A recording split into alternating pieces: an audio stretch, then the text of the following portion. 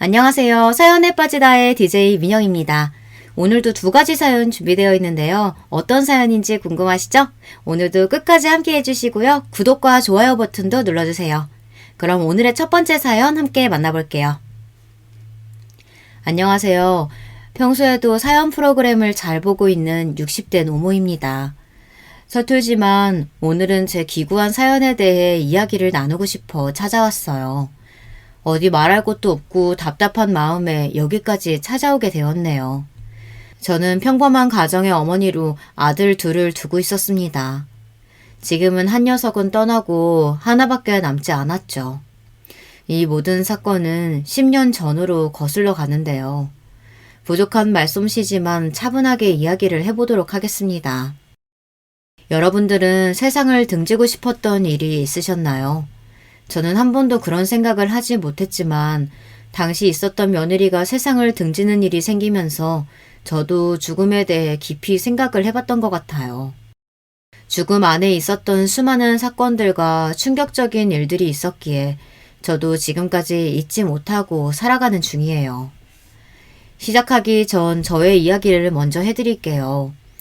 예전에는 지금만큼이나 혼인율이 낮지 않았을 때였고 저 역시 일찍 시집을 가게 되어 어린 나이에 엄마가 되었는데요. 일찍 남편을 여의고 나서 아들들을 모두 혼자 키우려고 하니 어려운 점이 많았죠. 아들들을 키우면서 힘든 점들도 있었지만 무엇보다 아빠의 역할이 없다 보니 제가 그 역할까지 모두 하다 보니 벅찼던 부분들이 더 많았어요. 혼자 아이를 키우다 보니 주변에서 안쓰럽다며 도움을 주시는 분들도 있어서 다행히 그 시기를 버틸 수 있었던 것 같아요. 잘 커주는 아이들을 보니 저도 힘이 났던 것 같습니다. 반찬 하나 불평하지 않고 아들 둘이면 서로 치고받기도 하면서 싸우는데 그래도 서로 배려를 하는 모습을 보니 엄마로서 기분이 좋아지더라고요. 어느덧 성인이 되고 다들 올바르게 커서 밥벌이 정도는 하기 시작했습니다. 대학도 잘 가고 스스로 꿈을 찾아가는 아이들을 보면서 제 인생이 헛되지 않았다고 느꼈어요. 또 둘째 아들인 성현이가 만나는 사람이 있다면서 저에게 데려오더라고요. 3년을 교제했던 여자친구라고 하니까 궁금하기도 하고 한편으로는 벌써 장가를 간 나이가 되었나 싶을 정도로 뭉클함까지 같이 몰려왔습니다. 그래, 성현이 여자친구라고? 너무 예쁘구나. 밥은 입맛에 맞니? 네, 어머니 너무 맛있어요. 어머니도 듣던 대로 미인이세요. 엄마, 아들은 안 보여? 엄마 아들 칭찬도 좀 해주세요. 소원해주려고 그러네. 어머, 그랬니? 근데 어쩌냐. 내 눈에 너무 예쁘고 밥도 잘 먹고 어디서 이런 복덩이를 얻어왔어. 그래도 어머니가 마음에 드신다고 해서 좋네요. 마저 식사하시죠. 훈훈한 분위기 속에서 식사가 마무리되고 둘째가 데려온 며느리감은 현지라는 아이였어요. 참 선하게 생겼고 실제로 성품이 좋아서 제가 좋아했었죠. 며느리는 잘 얻었다는 생각이 들 정도로 저에게 잘하고 혼자 있는 저를 위해 같이 제사를 지내는 등 결혼 전부터 저를 살뜰히 살폈습니다. 어쩜 이런 아이가 있을까 싶을 정도로 저에게 잘해주었고 엄마 엄마 하며 친근하게 절 대하는 모습을 보니 더 마음에 들었던 것도 있었습니다. 평상시에 연락도 잘해주고요. 제가 말하지 않아도 스스로 저를 찾아주니 혼자 지냈던 저도 적적하지 않게 시간을 보낼 수 있었어요. 둘째인 성현이도 함께 도우니 가족이 늘어난다는 것이 이런 거구나 하는 것을 느꼈던 것 같아요. 이후 2년이 더 지난 시점에서는 결혼을 하겠다고 다시 저를 찾아와서 날짜를 잡을 수 있었는데요. 사부인 되실 분도 저희 성현이를 마음에 들어 하셨고 가족들이 다 같이 모여 상견례하는 자리에서 서로의 칭찬을 하기 바빴어요. 이때까지만 해도 성현이가 결혼을 잘했고 집 안에 행복만 넘칠 줄 알았습니다. 첫째가 아직 장가를 안 들긴 했지만 둘째부터 가는 게 문제가 되지 않는다고 해서 먼저 보내게 되었어요. 내심 첫째도 짝을 만나서 빨리 갔으면 하는 생각이었는데 그게 마음처럼 되는 일이 아니다 보니 자연스럽게 저도 강요는 하지 않게 되더라고요. 결혼 이후에는 둘째 부부가 저희 집 근처에 집을 얻게 되면서 자연스럽게 왕래도 많아지게 되었어요. 저도 무작정 찾아가진 않았고 시간이 될 때만 같이 저녁 식사를 하면서 지냈습니다. 오늘 저녁은 오리불고기다. 오늘은 첫째도 집에 올 테니까 둘째도 맞춰서 집으로 오거라. 오, 오늘 형도 와요? 요즘 바쁘다면서 통 안 보였는데 오랜만에 오네요. 그러게 한참 못 뵀는데 잘 됐다. 어머니 제가 먼저 가서 할 건 없을까요? 아유 몸만 와라. 어차피 내가 다 손질해뒀고 와서 구워서 먹기만 하면 돼. 알겠습니다 어머니. 늦지 않게 갈게요. 평소와 같이 저녁을 준비하고 둘째와 첫째를 불러 식사를 즐겼는데 이후에도 여러 차례 첫째와 같이 보내는 시간이 늘어났어요. 모두 가까이 지내다 보니 이런 장점이 있더라고요. 사실 며느리와 사이가 이렇게 좋은 상태로 지내는 경우가 거의 없다고 하는데 선을 맞춰서 지내다 보니 저희는 남들이 봤을 때 모녀 관계라고 오해할 만큼 가깝게 지내면서 생활을 했습니다. 저희 집안에 조금씩 균열이 일어나게 되는 것은 그 이후에 생겼던 일로 인해 사이가 틀어지기 시작했는데요. 둘째 성현이로부터 이상한 얘기를 듣고 나서였어요. 엄마, 내 얘기 좀 들어봐. 얼마 전에 이상한 소리를 들었거든. 무슨 일인데? 갑자기 찾아와서 그게 무슨 생뚱맞은 소리야. 장난치는 게 아니고 요즘 첫째 형이랑 현지가 둘이서 만나는 것 같아. 어? 그게 무슨 소리냐? 둘이 왜 만나? 네가 잘못 들은 거 아니야? 아니야. 둘이 붙어서 걷는 걸 사진으로 찍어준 친구가 있는데 거의 연인 사이 같았다고. 그럴 리가 없을 텐데. 사진 좀 보여줘봐. 둘째가 보여준 사진을 보고 나서는 저도 모르게 어머나라고 말할 수밖에 없었는데요. 두 사람은 꼭 붙어서 마치 연인 같은 분위기가 느껴졌어요. 나이가 든 제가 봐도 두 사람은 사랑에 빠진 것 같았는데요. 설마 하는 마음에 첫째를 불러서 이야기를 해봤어요. 엄마, 이 밤중에 무슨 일이세요? 너 솔직하게 엄마한테 이야기해. 오늘 오후에 누구 만났니? 아, 저요? 그냥 쇼핑 좀 하고 쉬는 날이라 밖에 돌아다녔죠. 현지 만났어? 에? 현지를 제가 왜 만나요? 둘이 따로 만날 일도 없고 그냥 친구랑 같이 만나서 논 것밖에 없는데요. 첫째는 의아해하면서 본인이 만난 게 아니라고 이야기를 하더라고요. 둘째에게 말을 해주니 본인도 현지에게 물어봤을 때 친정에 가 있었다고 말했다고 하니 그때는 그냥 그 둘의 말을 믿고 넘어갔던 것 같아요. 그때라도 제대로 사이를 잡았다면 이런 사태가 생기진 않았을 것 같아서 아직도 마음이 좋지 않은데요. 여러분이라면 어떤 선택을 하셨을 것 같으세요? 사진이 흐릿하긴 했지만 제가 봐도 첫째와 며느리였거든요. 어떻게 보면 저는 그 사실을 외면하고 싶어서 못 본 척 했을 수도 있었겠다 생각이 들기도 했지만 정말 사진이 흐리기도 했고 그것만으로는 단정 지을 수 없는 일이었거든요. 다행히 그날 이후로는 한동안 화목하게 다시 자리를 만들어서 오해였다고 생각하고 풀고 둘째도 결혼 생활을 잘 하고 있었어요. 그 뒤로는 손주도 생기고 앞으로 이렇게만 좋았으면 좋겠다라는 생각이 들 정도로 제 삶에 대해 만족하고 있었거든요. 제가 어렸을 때 아이들에게 못해주었던 부분들을 손주에게 쏟기 시작하니 어쩜 아이가 이렇게 이뻐 보일 수 있을까요? 자녀를 키우면서 느끼는 것과 손주는 또 차이가 있더라고요. 현지야, 얼른 출근해라. 오늘 내가 좀 늦었지? 어머님 괜찮아요. 힘드실 텐데 오늘도 애기 잘 부탁드려요. 그래, 얼른 다녀와. 차 조심하고 저녁에 너가 좋아하는 제육볶음 해놓을게. 아싸, 감사합니다. 빨리 올게요. 현지가 바쁘다고 하면 제가 가서 봐주고 그런 날들이 늘어나다 보니 자연스럽게 저희 집에서 손주가 보내는 시간이 더 길어졌어요.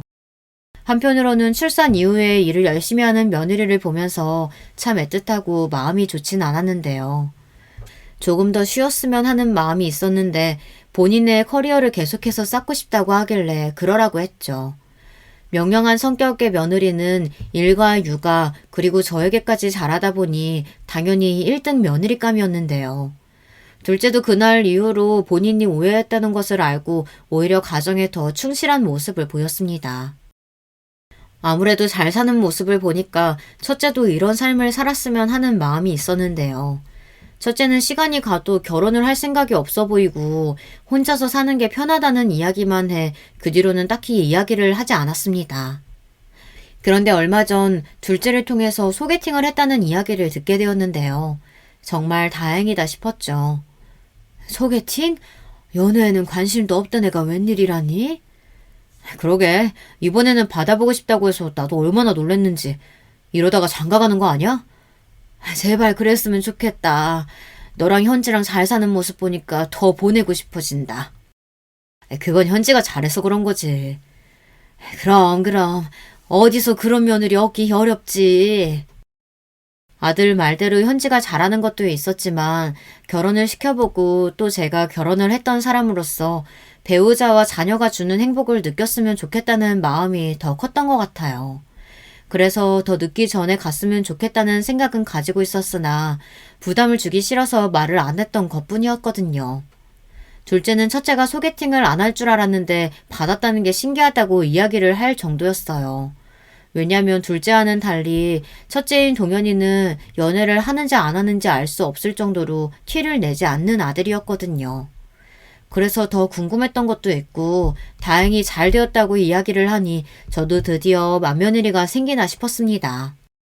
두 아들들은 잘 보내고 제 삶을 사는 게 저의 목표이기도 했거든요. 예전부터 그렇게 살아오긴 했지만 온전하게 가정을 이루어주고 싶은 마음이었던 것 같아요.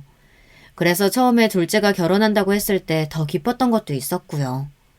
하지만 그 뒤로 잘 되었다는 이야기는 없었고 아들은 결혼 생각이 전혀 없어 보였어요. 그냥 혼자 살려나 싶었는데 다행히 주기적으로 연애는 하는 게 느껴져서 걱정은 덜었지만 결혼 정년기가 지나고 나서는 저도 모르게 압박을 가하기 시작했어요. 예, 너도 이제 곧 35인데 장가는 들어야 하지 않겠어? 아직 생각 없어요, 엄마. 갈 거였으면 진짜 갔겠죠. 며느리 하나만 둬도 괜찮잖아요. 현지가 잘하기도 하고. 그래도 그렇지. 너가 짝이 없으면 앞으로 어떻게 살려고 그래. 엄마가 걱정되니까 그런 거지. 엄마, 요즘에는 혼자 잘 살아요, 다들. 주변에 병원도 있고 뭐 먹을 것도 요즘 배달이면 다 되는데 혼자 왜 못 살아요. 걱정 마세요. 손주 보고 싶은 엄마 마음은 생각도 안 하는 거냐? 이미 손주도 있으시면서 뭘. 아무튼 갈 때 되면 가겠죠. 어떻게 보면 그때부터 이미 시작된 관계였을지도 모른다는 생각이 이제서야 들어요. 저와 대화하는 와중에도 휴대전화에 신경이 가 있었고 누군가 대화를 하는 것 같은데 이상하게 누군지 밝히진 않더라고요. 이미 전에도 몇 차례 이런 일이 있었기 때문에 신경을 안 쓰고 있었는데요. 저는 당연히 연애를 시작한 줄 알았는데 아니었어요. 뭐 그래도 혼자 사는 게 좋다고 하면 아무리 엄마라고 해도 계속 압박을 가할 수는 없는 일이니까요. 그 뒤로는 평화롭게 다 같이 모여 식사하는 일도 많았고 서로 대화를 나누면서 시간을 보내는데요. 이상하게 갈수록 현지가 저희 집에 오는 것을 꺼려하는 게 느껴지더라고요. 그래서 처음에는 무슨 일이 있는 건지 아니면 제가 실수한 부분이 있는지 궁금해서 물어봤는데요. 현지야, 왜 요즘에는 집에 안 오니? 많이 바쁘니? 어머니, 아니에요. 요즘 제가 저녁에는 피곤해서 그런지 계속 잠을 자게 되네요. 그래? 몸 안 좋은 건 아니지? 다음에 와도 되니까 너무 부담 가지지 말어. 혹시 오늘도 아주버님 계신가요? 아니, 오늘은 일 있다고 안 온다고 하네? 그럼 어머니 혼자 식사하시는 거예요? 그럼 안 되죠. 제가 갈게요. 피곤할 텐데 그냥 집에서 쉬어도 돼. 다음에 와도 돼. 지금 갈게요. 제가 오해를 했던 부분들이 있나 싶어서 그 뒤로는 딱히 현지에게 물어본 건 없었는데요. 이상하다고 느꼈던 점은 첫째가 없을 때만 집으로 오더라고요. 지금 생각해보면 첫째를 계속 피하고 싶어서 그렇게 했던 걸 수도 있겠다라는 생각이 들어요. 둘째에게 물어봐도 첫째와 무슨 일이 있었던 건 아닌 것 같고 그냥 요즘에 피곤하니까 자주 못 가서 일부러 엄마 혼자 계셔야 되는 날에 찾아가는 것 같다고 하더라고요.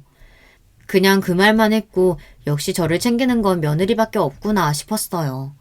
며느리와 함께 저녁 시간을 보내면서 사건이 발생하기 전에 이런 이야기도 꺼냈는데요. 저에게 이별을 구했을 때 받아들이지 않는 상대가 있다면 어떻게 할 거냐고 물어보더라고요. 친구 이야기라면서 저에게 말을 하길래 저는 당연히 그 사람을 차단하고 더 이상 보지 않을 거라고 이야기를 해주었어요. 며느리는 그게 맞다면서 쉽게 정리가 되지 않는 상대는 빨리 차단하는 게 답이라고 친구에게 말해줬다고 해요. 설마 그게 본인의 이야기였을 줄 누가 알았겠어요. 게다가 며느리가 이야기하는 건데 절대 며느리 당사자의 이야기라고는 생각을 하지 못했던 부분이거든요. 그 뒤로도 잘 지내고 있었는데 아들이 연락을 해왔어요. 여보세요? 아들, 어쩐 일이야? 엄마, 현지가 왜? 너 지금 우니? 엄마, 제가 지금 주소 찍어주는 곳으로 오세요.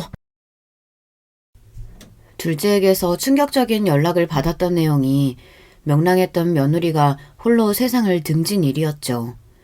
예상도 못했던 일이라서 불이 나게 병원으로 가게 되었는데 정말 제 며느리더군요. 하나뿐인 며느리가 세상을 등지다니 저희 집안에 이런 일이 생기게 될 줄은 정말 꿈에도 몰랐던 일이에요. 급한 대로 사부인에게도 연락을 드렸고 첫째도 와서 장례 절차를 같이 지낼 수 있었어요. 아직 아이도 어린데 세상을 등진 며느리가 도대체 어떠한 이유로 그랬는지 뭐가 문제였던 것인가 싶었어요. 혹시라도 제가 모르는 두 사람만의 고충이 있었던 건지 뭐든지 다 물음표였던 것 같아요. 이게 무슨 일이냐? 왜 갑자기 이런 선택을... 엄마, 저 이제 어떻게 살아야 하죠? 현지 없이 어떻게 살아요? 도대체 그동안 무슨 일이 있었던 거야? 싸웠어? 아니면 집안에 일이라도 있었던 거니? 왜 며느리가 그런 선택을... 사부인, 어떻게 이런 일이... 이제 어쩌나요? 우리 현지 불쌍해서 어떡해요? 상심이 크시죠? 어떻게 위로를 더해야 할지... 이전에 어떤 일이 있었는지도 모르고 참 답답하네요. 꿈인 것 같아요. 이게 다 무슨 일인지. 현지와 제 사이에는 따로 큰 문제가 있었던 건 아니에요. 오히려 서로 잘 지냈고 평소와 같이 퇴근해서 왔는데 그렇게... 장례식장의 분위기는 말로 할 수 없을 정도로 어두웠고 가족들이 모여 도대체 이게 무슨 일이냐며 모두가 슬퍼했어요. 아들은 마지막 말을 잊지 못하고 슬픔에 담긴 눈으로 저를 바라봤어요. 저도 하나뿐인 며느리가 그런 선택을 했을 줄은 몰랐는데 답답한 마음에 원망을 하기도 했는데요. 그렇게 힘들면 말이라도 해주지 혼자서 어떻게 그런 것들을 감당하고 있었을까 싶더라고요. 어려운 일이 있다고 해도 서로 도우면 그런 선택까지는 안 할 것 같았는데 왜 며느리가 그런 선택을 했는지 이유를 알 수 없으니 답답한 마음이 들 수밖에 없더라고요. 아들에게 물어봤지만 모른다는 대답만 들려왔어요. 둘째가 너무 힘들어해서 짐 정리는 제가 해주었는데요. 얼마 전 유서장을 발견한 뒤로는 제 생각이 완전 달라지기 시작했는데요. 정신이 없어서 둘째는 보지 못한 건지 아니면 일부러 며느리가 제가 자주 손이 가는 서랍에 넣어둔 건진 모르겠지만 직접 발견한 유서장을 본 뒤로는 저는 첫째 집으로 달려갈 수밖에 없었어요. 편지의 내용은 다음과 같았습니다. 어머니, 이 편지 보고 계시다면 아무래도 깜짝 놀라셨을 것 같아서 일단 죄송하다는 말씀 드리고 싶어요.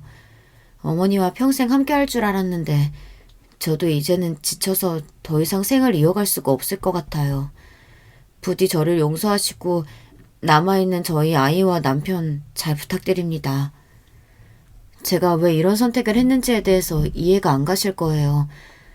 저도 오랫동안 행복하고 싶었지만 이제 지쳐서 더 이상 힘을 낼 힘조차 없어요. 예전에 어머니께서 아주버님과 제가 있는 모습 봤다고 이야기해 주셨잖아요. 사실 그때 만나고 있었던 거 맞아요. 어머니께 말씀을 못 드렸지만 저는 아주버님과 꽤 오래 전부터 알고 지낸 사이였어요. 이래서는 안 되지만 깊은 관계를 이어갔던 사람이었어요. 상견례 때 보고 설마설마 하긴 했는데 저도 모르게 그 사람을 다시 잡고 싶다는 생각이 들더라고요. 그렇다고 저희 남편은 사랑하지 않은 건 아니었어요. 이해 못하시겠지만 저는 그렇게 아주버님과의 만남을 이어왔고 도저히 생활을 지속할 수가 없어서 저는 양심의 가책을 느끼고 이별을 고했습니다. 정말 죄송해요.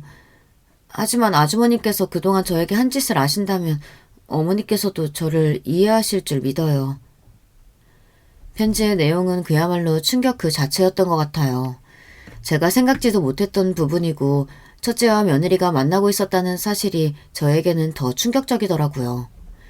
게다가 아직 둘째는 이러한 사실을 잘 모르는 것 같았는데 알자마자 저는 첫째 아들 집으로 뛰어들어갔습니다. 그리고 나서 충격적인 모습에 저도 깜짝 놀랄 수밖에 없었는데요. 며느리처럼 아들도 극단적인 선택으로 이미 세상을 떠난 상태였어요. 일주일도 안 되는 사이에 두 사람을 잃은 저희 가족은 그야말로 이게 있을 수 있는 일인가 싶을 정도로 힘든 시간을 보낼 수밖에 없었는데요. 아들의 또 다른 유언장을 발견하고 내용들을 두고 봤을 때 첫째와 며느리는 불륜 사이였던 것 같고 그 과정에서 며느리가 이별을 고하자 아들은 반대를 했던 상황이었던 것 같아요. 며느리를 놔주지 않으니 결국 세상을 등지고 그 사실에 충격을 받은 아들도 그 힘겨운 시간을 못 이겨 이런 선택을 한 것 같았어요. 장례를 치르고 난 뒤에는 둘째가 더 폐인처럼 살기 시작했고 그건 지금도 현재 진행형이에요. 행복만 할 줄 알았던 저희 가정이 무너지기 시작하면서 둘째도 정상적인 생활을 하지 못하고 있었고 어쩌다 이런 일이 생기게 되었는지 유서장과 며느리가 썼던 일기장을 보면서 예측을 해볼 수 있었는데요. 다른 분들은 어떻게 생각하시는지 궁금해서 제가 이 사연을 보낸 것이기도 해요. 사실 며느리와 첫째가 만난다는 사실에 대해서는 둘째에게 말을 해야 하나 고민이거든요. 저는 이 사실을 알려야 할까요? 지금도 이미 자식 때문에 겨우 생명을 붙들고 있는데 이 사실까지 알게 된다면 아들이 어떻게 살아갈까 싶어요. 일기장의 내용을 살펴보니 내용은 생각보다 충격적이었어요. 알고 보니 며느리가 취업을 하기 전 룸에서 일을 했다는 것을 알게 되었는데요. 다른 분들이 생각하시는 그 룸이 맞아요. 손님들을 상대하는 일을 하면서 그동안 생활을 하다가 첫째를 손님으로 만난 것이었어요. 두 사람의 관계가 깊어져서 손님과 단순히 업소에 있는 사람만으로 대하는 게 아니라 정말 연인처럼 따로 만나기도 하고 선물도 하면서 지냈다고 합니다. 이런 내용들이 다 적혀 있었던 걸 봤을 때 어떤 메시지를 남기고 싶어 그런 것인지에 대한 궁금증이 생겼던 것 같아요. 사실 일기에 이렇게 세밀하게 적으시는 분들 많진 않잖아요. 마치 어떤 일이 있었는지 설명을 해보려고 하는 것처럼 상세하게 정리가 되어 있었어요. 저희 둘째 아들과 만나기 이전에는 어떤 일을 했는지 모르고 있었는데 이렇게 얘기를 하게 될 줄은 몰랐어요. 직업에 대한 편견을 가지고 있는 사람으로서 며느리가 이런 글을 쓴 것이 이해가 되진 않았지만 그래도 그동안 힘들었을 걸 생각해서 꾸준히 읽어보기로 했어요. 손님으로 만났던 첫째 아들을 뒤로하고 둘째를 만나게 되며 서서히 일을 정리했다고 해요. 그러다 결혼을 하게 되고 첫째를 상견례에서 만났을 때부터 다시 만남을 이어갔더라고요. 전혀 알지 못한 부분이었고 실제로 두 사람이 만났다고 하는 것에 있어서 충격을 받을 수밖에 없었어요. 아무래도 제가 그동안 사이가 좋다고는 생각했지 두 사람이 만날 것이라고는 상상도 못하고 있었던 일이었거든요. 알고 보니 이런 내용들을 퍼뜨리려고 첫째가 준비하고 있었던 것 같아요. 하지만 아직까지 이런 선택을 했다는 게 제 입장에서는 이해가 가지 않는 일이었는데요. 두 사람이 만났다고 쳐도 현생에서 벌을 받아야지 극단적인 선택을 한다고 해서 모든 것이 용서가 되는 게 아니잖아요. 무작정 세상을 떠나버린 며느리가 밉기도 하고 곧이어 따라 죽은 아들도 참 무슨 생각으로 그런 것인지 제 머리로는 도저히 이해가 가는 부분이 아니네요. 어떻게 하면 이 모든 원인을 원천을 찾아낼 수 있을까 싶었는데 유서장에 적힌 내용 중 의아한 부분들이 있었어요. 어쨌든 첫째와 며느리가 만났다는 사실이 존재했고 어떠한 이유로 며느리가 이별을 고했을 때 첫째는 그대로 받아들이지 않았던 것 같아요. 어째서 이런 관계를 이들은 이어가고 싶었을까 싶어서 생각을 해봤는데 그만큼 며느리를 마음속에 담고 있었던 것 같다는 생각이 들었어요. 하지만 그렇다고 해도 자기 동생 와이프를 그렇게까지 가지고 싶었을까 싶기도 하고 이해가 안 가는 것들 뿐이었는데요. 저는 유언장에 적혀 있었던 며느리의 말들 중에 아주버님이 본인에게 심한 일을 행했다는 것이 무엇인지 알기 위해서 계속해서 글을 읽어나가기 시작했어요. 알고 보니 제 아들이 이 약점을 잡기 위해 그동안 만났던 사진들이나 연락했던 부분들에 대해 자료들을 다 가지고 있는 것 같더라고요. 그래서 아무래도 그 부분이 걱정되었던 며느리는 언제 터질지 모르는 시한폭탄을 안고 사는 기분이었을 것 같아요. 게다가 본인이 업소에서 일을 했다는 사실까지 알게 된다면 모든 가족들이 본인을 등질 거라고 생각을 했던 게 아닐까요? 게다가 이런 것을 가지고 아들이 포주짓까지 했다는 것을 알게 되었습니다. 차오르는 분노에 어찌할지 모르고 아들이 그건 정말 그랬다면 용서받지 못할 짓을 한 거기 때문에 어떻게 해야 할지 고민이었어요. 이미 세상을 등진 아들이고 어떻게 해야 며느리가 좀 더 편하게 갈 수 있을까에 대한 생각이 들더라고요. 갑작스럽게 저희 가정에 생긴 일 때문에 혼란스럽기도 하고 명랑했던 며느리가 세상을 등지는 일이 생기면서 저는 아들까지 잃게 되는 상황에 이르르며 저도 마음이 많이 복잡했던 것 같아요. 하지만 그렇다고 며느리를 원망하지 않습니다. 그 아이도 이런 협박을 당하면서 얼마나 힘들었겠어요. 이해를 못하는 것은 아니지만 한 번이라도 저에게 이야기를 했다면 얼마나 좋았을까라는 생각이 들기도 했습니다. 힘들었지만 계속 유언장에 적힌 내용들을 읽어보면서 제가 몰랐던 부분이 생각보다 많다는 것을 알게 되었는데요. 첫 번째는 아들이 생각보다 며느리에게 많은 금전적인 부분을 받아갔다는 것, 그리고 그 돈으로 유흥을 즐기고 다녔다는 사실을 알게 되었어요. 알면 알수록 제가 알던 아들이 맞나 싶을 정도로 충격적일 수밖에 없었죠. 유흥을 즐긴다는 것을 알지도 못하고 있었는데 거기에 돈까지 많이 쓰고 며느리를 괴롭혔다는 사실을 외면하고 싶었어요. 하지만 이런 사실들을 알게 된 이상 그냥 이대로 넘어가기에는 제가 사부인께도 너무 죄송하기도 했습니다. 제가 이 사실을 안 지 얼마 지나지 않아 저희 집으로 사부인이 찾아오셨어요. 그래서 올 게 왔구나 싶어서 저는 당연히 그 유서에 대해 내용을 알고 오신 줄 알았어요. 본인의 딸아이가 아주버님으로 인해서 많이 힘든 시간을 보내서 세상을 등지는 일이 생겼으니 어느 부모가 용서할 수 있겠어요. 어떠한 말이든 다 받아들일 생각으로 저는 무슨 일로 찾아오셨냐고 이야기를 했는데 그때 충격적인 사실을 접하게 되었습니다. 사부인도 얼마 전 딸아이가 보냈던 편지가 도착해서 장례식 이후에 받은 편지가 오히려 반갑게 느껴졌다고 해요. 사실 요즘에는 스마트폰으로 쓰다 보니 손편지를 쓰는 일이 거의 없잖아요. 근데 딸아이가 손편지를 보내온 사실을 알게 되었고 그 내용은 그야말로 처참했다고 해요. 그래서 저도 유언장을 발견하고 많이 놀랬다고 이야기를 하며 아들을 잘못 키운 제 잘못이라고 이야기를 했죠. 알고 보니 사부인께 전한 내용은 첫째가 아닌 둘째에 대한 이야기였어요. 제가 알고 있었던 사실과는 달리 둘째와 첫째가 모두 작당해서 며느리에게 그런 것이더라고요. 이 충격적인 사실에 휩싸인 저는 이 사실을 부정하고 싶었어요. 그렇게 슬퍼하던 둘째도 결국에는 첫째와 같이 작당해서 며느리를 괴롭힌 것이더라고요. 저는 당연히 이 일을 아들이 모를 거라고 생각하고 그동안 배려해주는 마음으로 이야기가 정리되기 전까지 말을 안 하고 있었던 것인데 제가 예상했던 것과는 달리 아들들은 이미 알고 있는 상황이었던 것이었어요. 도저히 이해가 가지 않는 상황에서 어떻게 해야 할지 머리가 더 복잡해졌는데요. 사부인은 곧이어 이런 이야기를 하시더라고요. 어떻게 생각하실진 모르겠지만 저희 딸은 이런 일을 견디지 못해서 떠난 것 같아요. 아무래도 아무에게도 이야기할 수 없었겠죠. 게다가 남편과 아주버님이 작당하다 보니 더 스트레스가 심했을 거예요. 어떻게 생각하실지 모르겠지만 저는 이 유언장을 토대로 두 사람에게 죄를 묻고 싶습니다. 제 아들들이지만 용서할 수가 없네요. 사부인이 그렇게 해서 마음이 편해지신다면 어떻게든 진행하셔도 괜찮습니다. 벌을 받아 마땅하죠. 그동안 아이가 혼자 얼마나 힘들었을지 생각하면 마음이 안 좋아요. 저는 당연히 사부인의 말에 동의를 하며 그렇게 하셔도 된다고 말씀을 드렸어요. 누구나 자기 자식이 그런 일로 세상을 등지게 되었다면 가만히 있을 부모가 어디 있겠어요. 저도 적극 동참하기로 하고 제 아들들이지만 절대 이해를 할 수가 없었습니다. 게다가 첫째만 그런 줄 알았는데 둘째까지 그랬다고 하니 저는 더 이해가 안 갈 수밖에 없었는데요.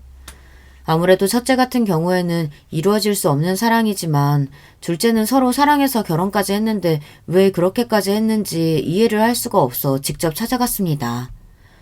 어머니, 어쩐 일이세요? 오늘 아들이 어린이집에서 아직 안 와서 데리러 가야 하는데요. 너는 이미 다 알고 있더구나. 어떻게 현지한테 그럴 수가 있니? 그 여린 아이가 어찌나 상처를 받았을지. 무슨 소리세요? 엄마 갑자기 찾아와서 뭘 알고 있냐는 이야기예요. 오늘 사부인이 현지가 쓴 편지 읽었다고 하시더라. 너도 첫째랑 작당하고 그 아이 괴롭혔다면서? 엄마, 그게 무슨 소리예요? 오히려 피해자는 저라고요. 알지도 못하시면서 지금 저한테 와서 저 때문에 현지가 죽었다고 생각하시는 거예요? 이미 두 사람의 관계는 저도 알고 있었던 사실이에요. 사실 알고 나서 첫째와 작당해서 현지 괴롭혔던 거 아니냐? 엄마, 흥분하신 것 같은데 잠시 진정하시고 제가 천천히 다 말씀드릴게요. 기다려보세요. 제 예상과는 다르게 둘째는 꽤 차분한 모습으로 저에게 기다려보라고 이야기를 해주었어요. 사실 저는 당황하고 횡설수설할 줄 알았는데 오히려 본인이 정리되면 이야기를 하고 싶었다며 저한테 집에 가서 있으라고 이야기를 하더라고요. 그래서 도대체 이게 무슨 일인가 싶어서 저는 그날 저녁 둘째를 불러 다시 이야기를 했습니다. 이미 알고 있었다니 그게 무슨 소리냐? 저도 현지가 어떤 일을 하고 형과 만나고 있던 사실은 예전부터 알고 있었어요. 이런 걸 알고 정리하라고 이야기를 했고 형도 제가 알고 있던 사실을 알고 있었을 거예요. 현지가 그런 선택을 한 것은 다른 이유가 있어요. 저는 그 일에 가담한 게 아니라 도와주기 위해서 다가갔지만 혼자서 해결하고 싶다는 현지를 존중해 주었을 뿐이에요. 결과가 이런 것이었다면 저는 뜯어 말려서라도 형과 현지를 떨어뜨려 놨을 거예요. 그게 도대체 무슨 소리냐? 사부인은 이야기가 다르던데. 그 사람 얘기도 하지 마세요. 저는 그분 생각하면 치가 떨립니다. 본인의 딸이 죽었는데 어떻게 그렇게 할 수가 있을지. 무슨 소리야. 내가 오늘 만나고 왔는데 유서를 토대로 너희를 처벌할 거라고 이야기를 하시던데. 아니요. 아마 그렇게 못할 거예요. 그 사건 안에는 장모님도 포함되어 있거든요. 아들의 이야기를 들을수록 더 머릿속이 복잡해질 수밖에 없었어요. 어떻게 정리를 해야 할지 모르겠는데 아들이 이런 이야기를 해주더라고요. 현지가 업소에서 일했던 건 맞고 그리고 이 형도 그 뒤에 만났던 건 저도 알고 있었던 사실이에요. 그리고 그건 상견례 이후 얘기를 했는데 본인은 형과 결혼은 하고 싶다는 듯 이야기를 해서 저는 그대로 충격 먹고 헤어지려고 했지만 얼마 지나지 않아 저에게 다시 연락이 왔어요. 본인이 잘 정리하겠다면서 말을 했고요. 저는 그 말만 믿고 기다렸어요. 첫째와 결혼을 하고 싶었다고? 왜? 형이 저보다 더 돈도 잘 벌고 그리고 만났던 기간이 있다 보니 자연스럽게 두 사람은 다시 끌렸던 것 같아요. 정리한다는 말을 믿고 기다렸고 그 뒤에 두 사람이 만나는 모습을 봤을 때 어머니께 찾아갔었죠. 그 이후에도 저는 계속해서 두 사람의 관계를 의심하고 계속 이상하다는 생각을 하고 있었는데 그 중심에 장모님이 계시더라고요. 그 사이에 사부인이 했던 일이라도 있었던 거냐? 친정에 갔다는 말을 믿었지만 그 시간마다 형을 만나고 있었고 무엇보다 장모님도 저에게 현지 일을 알고 난 뒤에 미안하다고 사과를 하셨어요. 두 사람의 관계는 본인이 정리할 수 있도록 도움을 주겠다고 말이죠. 하지만 제가 알기로는 첫째 형이 장모님께도 고가의 명품백을 선물하거나 용돈을 드리는 등 두 사람의 뒤를 봐주고 있었다는 걸 알게 되었어요. 또 제 아들이 형의 아들이라는 것도 알게 되었죠. 제가 듣기에는 이 두 사람의 관계에 사부인이 껴있다는 사실이 있었고 이 모든 걸 알고 있었지만 아들은 며느리를 기다렸던 것이었어요. 그러다가 첫째가 이별을 받아들이지 않으니 며느리는 이 사실이 모두 알려질까봐 스스로 세상을 등진 것 같더라고요. 또 아들이 첫째의 피를 이어갔다는 걸 알게 된 후로는 더 혼란스러웠을 거예요. 본인이 저에게 쌓아왔던 이미지, 그리고 한 사람이 본인을 포기하지 못하니 이 관계에 있어서 스트레스도 받기도 했겠지요. 하지만 나중에는 본인의 죄책감으로 인한 선택이 아니었을까라고 추측을 해봤어요. 아이는 둘째의 자녀가 아니라는 것도 충격이었지만 첫째의 포주 역할이었던 부분도 아마 영향을 주지 않았을까 싶은데요. 이 부분을 둘째에게 이야기를 해주니 그 부분은 전혀 몰랐다고 이야기를 했어요.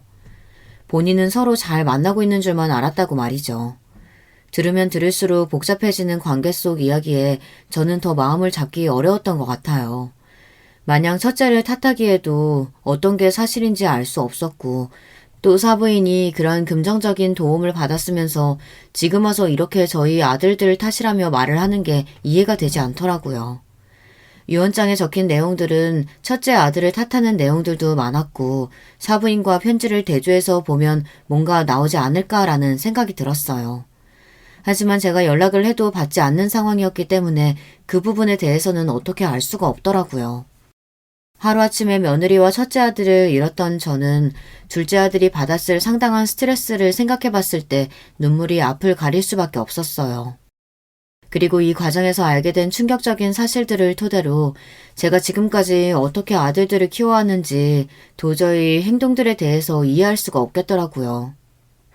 아들이 포주 역할을 하며 며느리를 그렇게 다른 사람들에게 알리면서 안 좋은 일을 하게 했다는 것은 벌을 받아 마땅한 일이라고 생각해요. 그리고 알게 된 사실 중에서 사부인도 이 과정에 관여했다는 것을 알게 된 이상 제가 이대로 있어서는 안 되겠다는 생각이 들더라고요. 아들이 이야기하길 지금 현지의 극단적인 선택이 형뿐만이 아니라 본인의 엄마에게도 이유가 있을 거라고 말을 하니 더 혼란스러울 수밖에 없었던 것 같아요. 지금 가서 따져봤자 오리발을 내밀게밖에 안 할 것 같았고 둘째 아들은 현지 핸드폰을 뒤져보기로 했습니다. 그동안 힘들어서 소지품을 하나씩 정리를 하지 못했다고 하는데 이번에 이 사건이 일어나게 되면서 자연스럽게 정리를 시작했는데요. 핸드폰 안에는 더욱 충격적인 사실들이 적혀 있었어요. 엄마, 이번 달에만 300만 원 더 붙여드렸잖아요. 더는 힘들어요. 얘, 너는 돈도 잘 모으면서 몇 항 더 나가서 뛰면 될걸 왜 엄마를 이해도 못하고 그러니? 돈 더 있는 거 알아. 4시까지 부탁하마. 저 이제 결혼도 했고 가정도 있는 사람인데 어떻게 계속 그런 일을 하라고 하세요. 엄마 맞아요? 그런 일 하던 엄마 밑에서 태어난 네가 뭐가 다를 거라고 생각해? 너도 일하면서 즐기면서 했던 사실은 맞잖아. 싫었으면 그대로 도망을 갔어야지. 제가 뭐 일이 하고 싶어서 했겠어요? 엄마가 억지로 집어넣은 거잖아요. 도저히 못 참겠어요. 이제 저는 이 일 하지도 않을 거고 이 사실 어머니께 말할 거예요. 휴대전화를 보니 지속적으로 돈을 요구해왔던 사실들과 업소에서 일하는 것을 이미 알고 있었던 사부인이 그것을 약점으로 잡은 것 같았어요. 당신도 우리 엄마랑 다를 게 뭐야, 똑같지. 그동안 당신을 믿고 만나왔던 게 더 후회스러워. 오히려 지금의 남편에게 더 미안해. 알잖아, 나도 이러고 싶진 않았어. 하지만 지금 상황인 만큼 우리가 지금 저쪽을 건드려봤자 도움되는 건 없는 거야. 너도 알잖아. 조금만 더 참자. 도대체 내가 얼마나 더 참아야 하는 건데? 나도 더 이상 못 참아. 다 터뜨리겠어. 현주는 유서에 적혀있던 내용과는 달리 본인의 일을 그만두고자 하는 마음이 컸던 것 같아요. 근데 왜 저희한테 이야기를 하지 않았을까 싶었거든요. 이야기를 했다면 이렇게까지 일이 되진 않았을 것 같아서 더 힘들었는데 유서가 조금 이상하다는 걸 그때 알게 되었어요. 물론 사실이 있는 부분들도 있었지만 그 내용 안에 사부인에 대한 이야기는 전혀 없었고 저희 아들에 대한 말만 있었거든요. 분명 다른 것을 퍼뜨리고 싶었다면 모든 것을 그대로 밝힐 만한 내용들을 적었을 텐데 이상하게 사부인에 대한 내용만 없었어요. 이해를 할 수 없었던 저는 어쩌면 이게 아들 때문만 세상을 등지려고 했던 게 아니었을 수도 있겠다는 생각이 들더라고요. 이미 둘째도 다양한 가능성을 열어두고 있었는데 제가 했던 이야기를 토대로 확신이 드는 것 같았어요. 그리고선 저에게 현지가 이대로 억울하게 가서는 안 된다며 그날에 연락을 했던 사람들에 대해 알아보니 그 중에 사부인이 있었어요. 퍼즐이 점점 맞춰져가는 느낌이 들면서 사부인을 한 번 더 만나서 이야기를 해보기로 했는데요. 연락이 안 닿으면 어쩌나 걱정했는데 유서에 대한 이야기를 하니 바로 연락이 오더라고요. 잘 지내셨나요? 저는 그동안 어떻게 할지에 대해서 생각을 해봤는데 서로 경찰서에서 얼굴을 붉히는 것보단 개인적인 합의를 보는 게 낫다는 생각이 들었어요. 사부인과 저희와 합의를 보다니 무슨 말씀이시죠? 그동안 얼마나 스트레스를 받았으면 우리 아이가 이런 선택까지 할 수 있었겠어요. 억울하게 죽은 딸아이에게 해줄 수 있는 건 이런 것뿐이네요. 제가 남은 아들에게는 죄를 묻지 않겠습니다. 5억으로 합의하시죠. 듣자 하니 못 들어주겠네. 야, 네가 그런 말 할 처지가 되니? 딸 앞세워서 장사나 하고 있던 사람이 이제 와서 억울하다고 합의금을 달라고? 내가 알기로는 네가 업소에 딸 팔아넘기면서 받은 돈만 해도 몇 천은 될 텐데. 그게 무슨 소리예요? 저는 그런 적이 없는데. 지금 제가 현지를 업소에 보냈다는 말씀이신가요? 네가 그동안 현지와 연결해줬던 사람들, 연락처, 업소 정보 다 핸드폰에 남겨져 있었어. 나 이거 들고 경찰서 갈 거야. 내 며느리가 그렇게 세상 등진 거 이대로 가만두고 볼 수 없어. 사부인, 지금 흥분하신 것 같은데 잠깐 얘기라도 좀 하시죠. 그런 내용이 있었나요? 어디예요? 당황하는 사부인을 보니 저는 바로 알 수 있었어요. 그대로 폭탄 선언을 하고 나와 아들과 함께 사부인에 대한 고소를 준비하기로 했는데요. 법조인의 주원을 구해보니 다행히 성립이 되는 게 있어 진행을 해볼 수 있었습니다. 조금이라도 일찍 알았다면 이런 사태까지 벌어지지 않았을 텐데 마음이 안 좋았지만 지금이라도 좀 위로가 되었으면 하는 마음이었어요. 저처럼 지금 이 내용에 대해 혼란스럽게 느끼실 분들을 위해 간략하게 설명을 해드리자면요. 현지가 업소에서 일을 하게 되었던 건 본인의 엄마 때문이었던 것이었어요. 하지만 이미 그 업소에서 엄마라는 사람이 자리를 잡고 있으니 쉽게 그만두기도 힘들었을 거고요. 집이 힘드니까 더 어려웠겠죠. 이러한 일들이 실제로 존재할 수 있다는 사실에 놀랐고 현지가 그동안 감당했을 상처들을 생각하니 마음이 아팠습니다. 게다가 아주버님이라는 사람이 본인을 보듬어주는 줄 알았지만 나중에는 본인의 엄마처럼 포주 행치를 하는 사람이 놔주질 않으니 더 마음이 복잡했겠죠.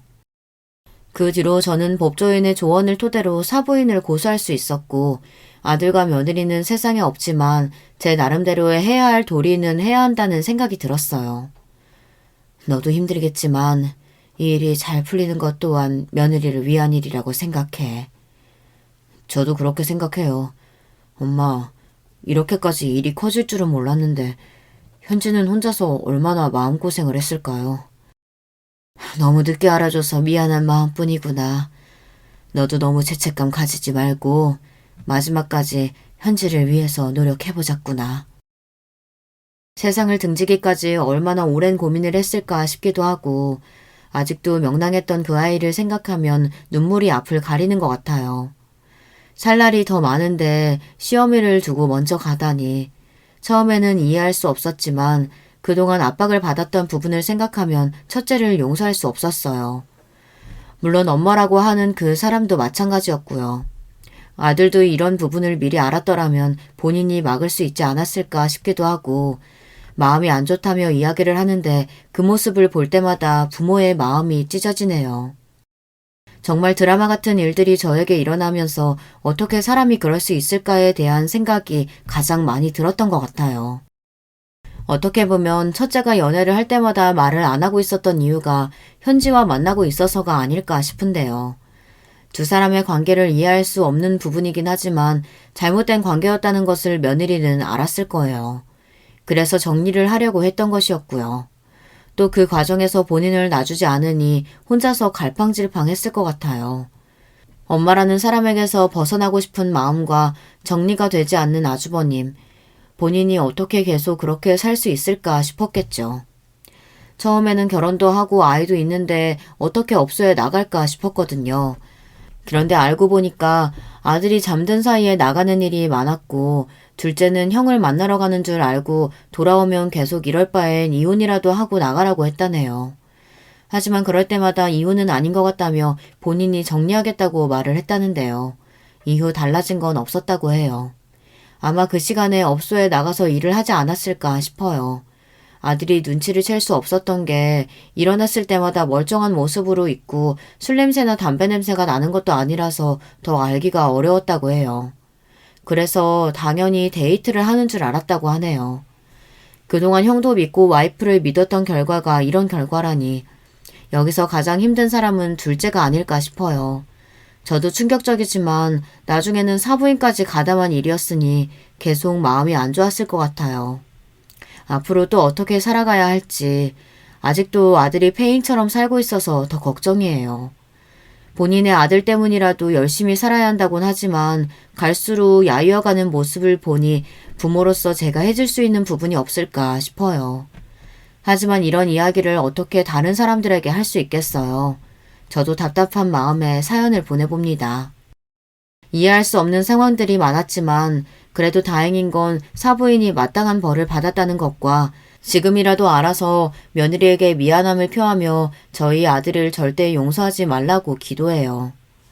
둘째도 요즘에는 마찬가지로 폐인처럼 지내고 있긴 하지만 그 충격이 얼마나 갈지 모르는 상황에서 계속 괜찮아지라고 하는 것도 아들에 대한 예의는 아닌 것 같아 기다리고 있어요. 게다가 본인이 애지중지하던 아들이 본인의 피가 아니라는 것도 감당하기가 어려울 것이에요. 본인의 와이프와 바람이 나서 세상을 등진 형을 닮았다는 것도 그렇지만 친자가 아니라는 사실을 안고 살아가야 한다는 게 쉽지 않잖아요. 그래서 아이는 제가 키우겠다고 했는데 둘째는 애는 제가 없다며 본인의 아들로 잘 키우겠다고 하네요. 어떻게 이런 일이 있을 수가 있는 것인지 이해할 수는 없지만 이미 일어난 일에 대해서 누구를 탓할 수가 없는 사실에 그게 더 답답하다고 느껴지게 되는데요. 이런 일이 생긴다는 게 흔하지도 않고 또 주변에 말하기도 어려워서 혼자 끙끙거리 할 때가 많았어요. 생각도 못했던 며느리의 선택과 아들도 싸늘한 죽음으로 발견이 되다 보니 한동안은 정말 저도 폐인처럼 살았지만 둘째를 붙들기 위해서 정신력으로 버텼던 것 같아요. 그래도 이런 프로그램을 알게 되어서 조금이나마 제가 잘 보내면서 마음을 털어낼 수 있을 것 같은데요. 부모라고 해서 다 잘해주는 부모만 있는 것이 아니고 불륜 상대가 아주버님이라면 충격적인 사실은 변하지 않다 보니 그 부분에 대해서 아직도 이해가 가지 않지만 그 끝이 이런 것이라면 시작도 하지 않았으면 좋았을 텐데 이미 벌어진 일에 대해서 자꾸 생각을 하게 되는 것 같은데요. 왜 아무 일도 하지 않으면 아무 일도 일어나지 않는다는 말이 있잖아요.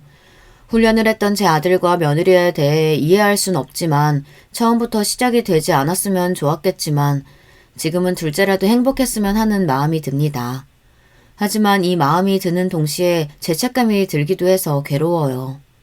세상에는 가끔 이해할 수 없는 일들이 일어나기도 한다는데 저에게는 제 인생에 있어서 가장 큰 사건이라고 볼 수 있어요. 특히 저에게 잘했던 며느리라서 그런지 더 생각이 나는 것도 있고요. 지금은 아직도 그리워하며 살고 있는 제 아들을 보면 마음이 아프지만 충분한 시간을 주려고 해요. 복잡하고 뒤죽박죽인 내용이라 많은 분들이 무슨 말인가 싶은 부분도 있을 것 같은데요. 늙은 노모가 적은 글이니 너그러이 봐주시고 이런 일들도 있는구나 하며 편하게 들어주셨으면 좋겠어요. 여러분, 두 번째 사연 시작하기 전에 좋아요, 구독 꼭 눌러주실 거죠? 그럼 두 번째 사연 바로 시작합니다. 안녕하세요. 어느새 이렇게 나이만 먹었는지 벌써 70을 훌쩍 넘겨 할머니가 됐네요. 제게는 아주 힘들게 얻은 귀한 아들이 하나 있습니다. 결혼을 하고도 몇 년 동안 아이가 생기질 않아 친정어머니를 따라 좋단 약이란 약은 다 먹고 용하다는 무당집, 절 안 가본 곳 없이 따라다니며 마음을 졸인 끝에 결혼한 지 5년이 넘어서야 얻은 아주 귀하디 귀한 아들이었습니다. 제 아들이라서가 아니라 아이가 어릴 적부터 아주 똑소리가 났습니다. 남편이 출근하기 전 신문을 보며 아들에게 한 번씩 읽어준 게 다였는데 어느새 학교에도 들어가기 전에 어느 날부턴가 술술 신문을 읽더라고요. 어디 한글이나 좀 일찍 된 정도 가지고 제가 똑소리 난다 하겠어요? 순우는 공부도 잘하는데 성실하기까지 해서 얼마나 기특한지 몰라요. 어머님은 아들을 어쩜 저렇게 똑똑하게 키우셨어요? 제가 뭐 한 게 있나요? 선생님께서 워낙 잘 지도해 주신 덕이죠.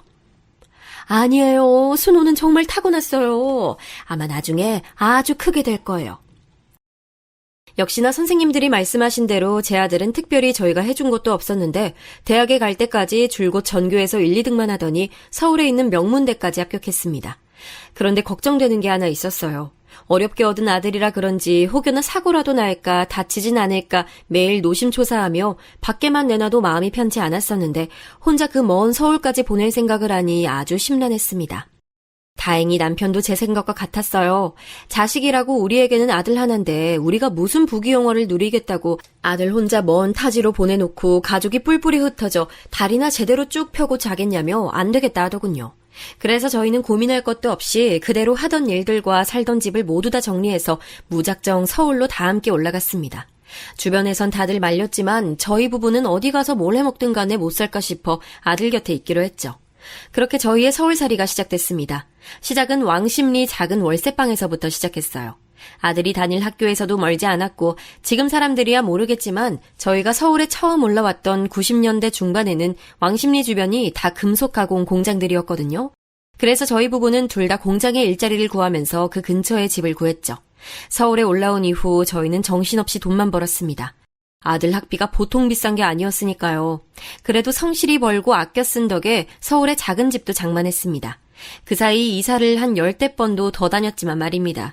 그리고 우리 부부의 자랑인 아들도 어느새 장가를 가겠다고 여자친구를 데려와 인사를 시키더라고요. 당시 남편이 후두암에 걸려 수술을 하고 완치 판정을 받은 지 얼마 되지 않았을 때였습니다. 그때야 그래도 완치가 되어 한시름 놓고 있을 때라 괜찮았지만 아들과 저는 남편의 갑작스런 암 판정으로 1년 넘게 마음고생하며 누구보다 서로 의지하고 걱정하며 지냈기 때문에 저는 누구보다도 아들의 연애와 결혼을 응원하고 바라고 있었습니다.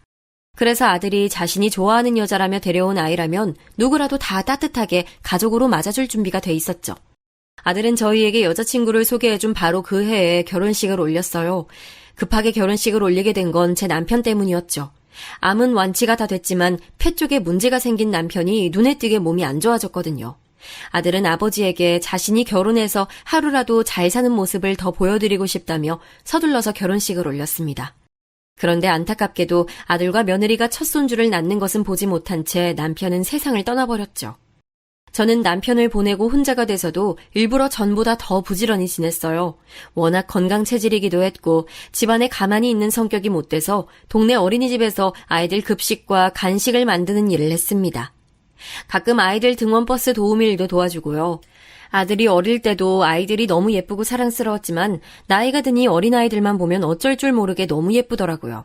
그런데 제가 돈 벌겠다고 나와서 다른 집 아이들을 보는 동안 제 며느리는 혼자 어린 손주를 보고 있을 생각을 하니 문득 미안한 마음이 들더라고요. 그래서 며느리에게 혼자 아이 보는 게 힘들지 않냐, 혹시 다시 직장 다니고 싶은 건 아니냐 걱정되어 물었죠. 어머니, 아이 가졌을 땐 힘드니까 일 그만두라고 하시더니 애 낳으니까 이제 다시 일하라고요?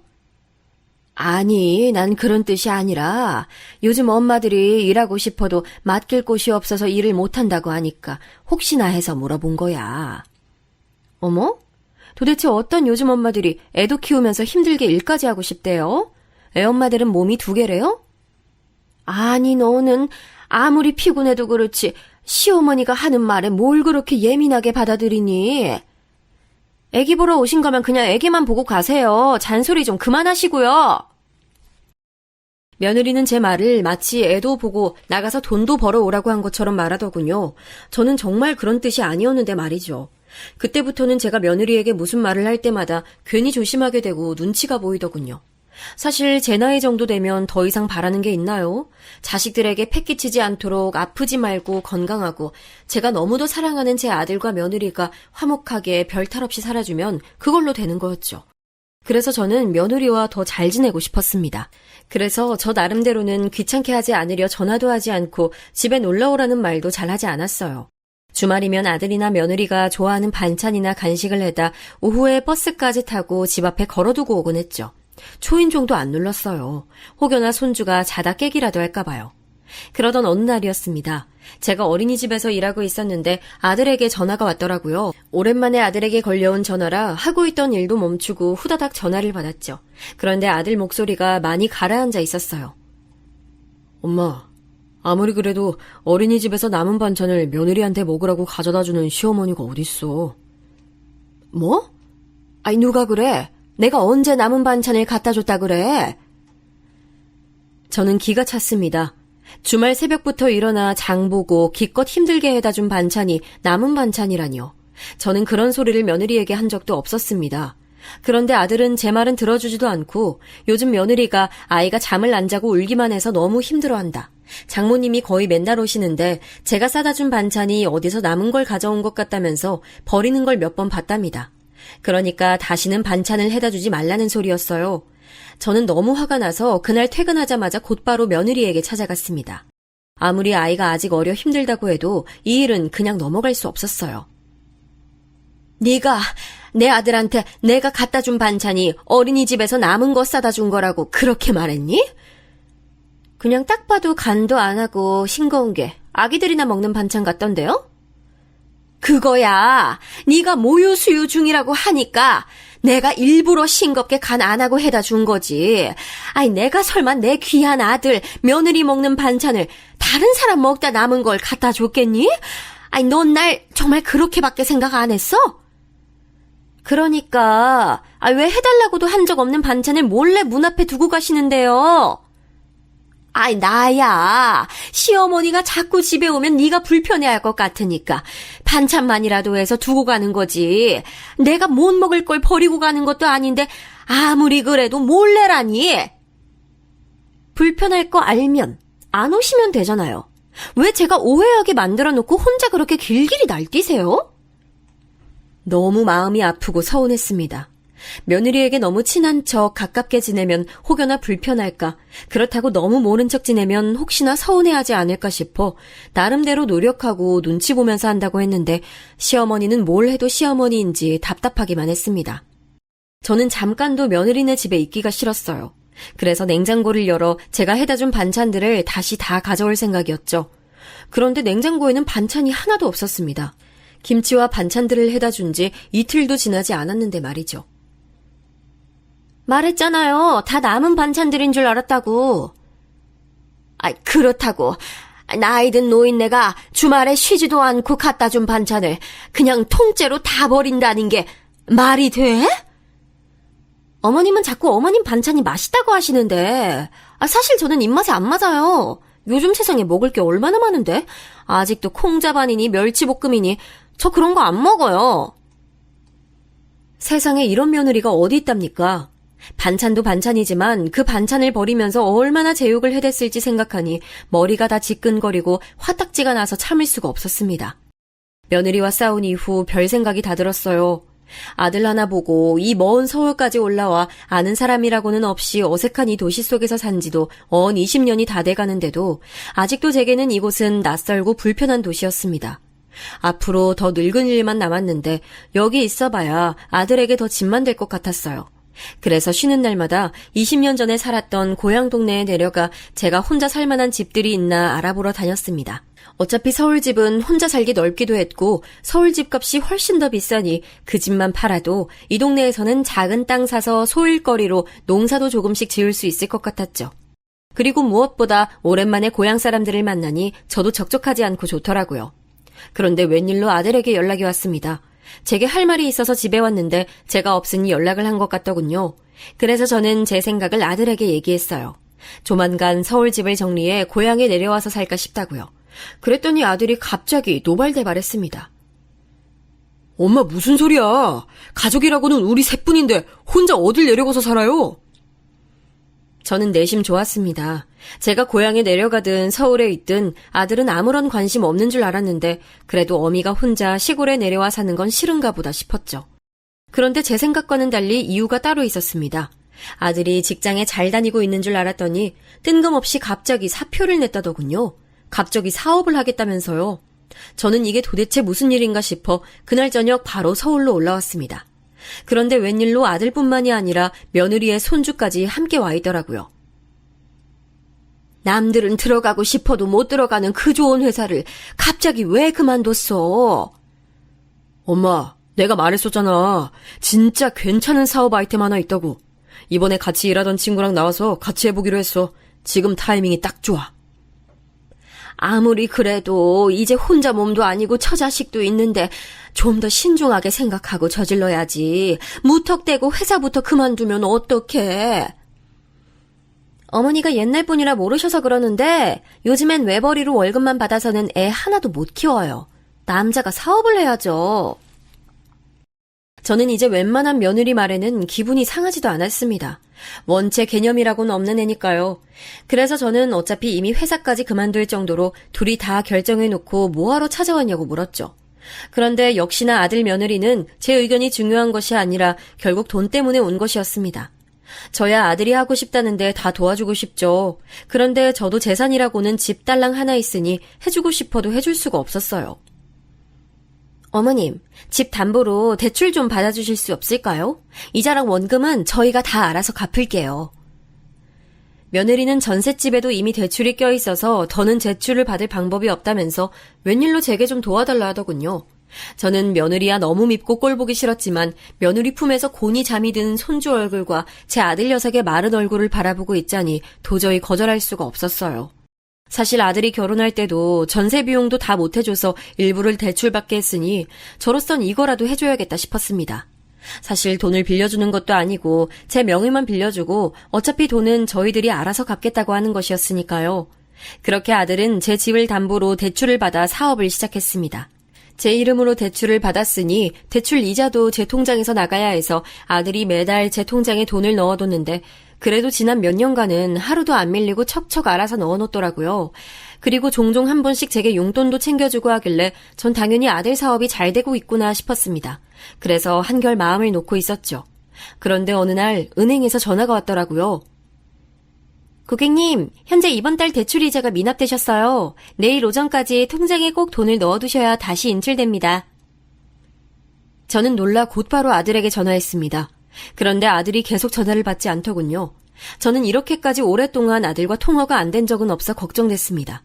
그래서 저녁 때 며느리에게 전화를 걸었죠. 아범이 하루 종일 전화를 안 받는다고요. 그랬더니 며느리가 기다렸다는 듯 요즘 툭하면 자신의 전화도 안 받고 귀가 시간도 늦어졌다며 투덜거렸어요. 그래, 사실은 오늘 오전에 은행에서 전화가 왔는데 이번 달 이자가 안 들어와 있다고 내일 오전까지 넣어놔야 한다고 하네. 바로 조금 전까지 제 아들 험담을 하느라 조잘조잘 잘만 떠들어대던 며느리가 제가 은행 이자 이야기를 꺼내자마자 딱 입을 닫아버리더군요. 그래서 저는 아들이 들어오면 내일 꼭 이자를 좀 넣어두라고 하라고 다시 한번 이야기하고 전화를 끊으려고 했습니다. 그런데 며느리가 대뜸 이번 달만 저더러 좀 내주실 수 없냐고 묻더군요. 순간 돈도 돈이었지만 걱정부터 앞섰습니다. 무슨 일이 생겼나 해서요. 그런데 며느리가 사실은 한두 달 전부터 아들이 생활비를 주지 않았답니다. 집에 들어오지 않는 날도 종종 있었고요. 사업한다고 매일 술 먹고 남자들하고 어울려 다니더니 아무래도 딴짓하는 것 같아요. 딴짓이라니? 넌 아직도 네 남편 모르니? 아범이 어디 그럴 애야? 그거야 모르는 거죠. 남자들 주머니에 돈 좀 생기면 딴 생각들 한다는데 요즘 자꾸 집에도 늦게 들어오고 돈도 잘 안 주고 딴 여자한테 퍼주고 있는 거 아닌지 몰라요. 저는 며느리에게 말도 안 되는 소리라고 단호하게 말을 잘랐습니다. 남자가 사업하다 보면 술자리가 길어질 수도 있고 돈도 옛날 월급쟁이 시절처럼 따박따박 못 줄 수도 있는 거라고요. 그리고 절대 다른 여자가 있다거나 딴짓할 애는 아니니 그런 걱정은 하지도 말라고 했습니다. 그리고 우선 이번 달 이자는 제가 먼저 넣어놓을 테니 아들이 들어오는 대로 제게 전화를 하라고 일렀죠. 며느리는 그제야 알아들었다는 듯 전화를 끊었습니다. 며느리에게 애써 단호하게 말은 했지만 사실 저도 걱정이 안 되는 건 아니었어요. 제가 아는 아들은 누구보다 성실하고 바른 아이였습니다.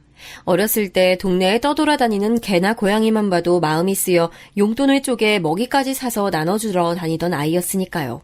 그런 아이가 아직 어린 아들과 마누라를 두고 절대 딴짓을 할 리 없었습니다. 그런데 제 통장이라는 걸 알고도 그 몇십만 원밖에 되지 않는 돈을 넣어놓지도 못하고 제 마누라에게 생활비도 주지 못했다는 건 분명 제가 모르는 무언가 큰일이 있는 게 분명해 보였습니다. 그때였습니다. 밤 12시가 넘은 시간이었는데 제 휴대폰으로 전화가 걸려오더군요. 여기 병원 응급실입니다. 통화 기록에서 가장 최근 번호로 전화드렸는데요. 혹시 오순호님 보호자분 되시나요? 네? 응급실이요? 제가 순호 애미 되는데 무슨 일이죠? 응급실이란 말에 순간 가슴이 철렁 내려앉는 것만 같았습니다. 제 아들이 이 늦은 시간에 응급실에 있다니요. 저는 그 길로 옷도 제대로 걸치지 못한 채 택시를 잡아 타고 병원 응급실로 달려갔습니다. 그런데 그곳에서 들은 이야기는 정말이지 하늘이 새까매지다 못해 쿵 하고 무너지는 것만 같았습니다. 스스로 세상을 등지시려고 한 것 같아요. 번개탄을 피우고 차에 계신 걸 다행히 지나가시던 행인이 발견하셔서 신고하셨어요. 저는 그대로 차디찬 바닥에 털썩 주저앉고야 말았습니다. 의사 선생님은 그래도 빨리 발견이 돼서 생명엔 지장이 없으니 금방 깨어날 거라고 했지만 전 아무 소리도 귀에 들어오질 않았습니다. 제 하나밖에 없는 아들, 제 하늘이었던 아들이 오늘 밤 세상을 떠나려고 했으니까요. 손주가 태어났던 날 눈물까지 펑펑 쏟을 정도로 기뻐했던 제 아들이 그런 어린 핏덩이마저 두고 세상을 떠나려고 했을 만큼 뭐가 그렇게 힘들고 버티기 힘들었던 걸까요? 저는 아무 말 없이 눈을 감은 채 누워만 있는 아들을 바라보며 하염없이 눈물을 흘렸습니다. 그렇게 1시간 정도 흘렀을까요? 아들이 눈을 떴습니다. 그러고는 저를 보자마자 놀라 자리에서 벌떡 일어나더군요.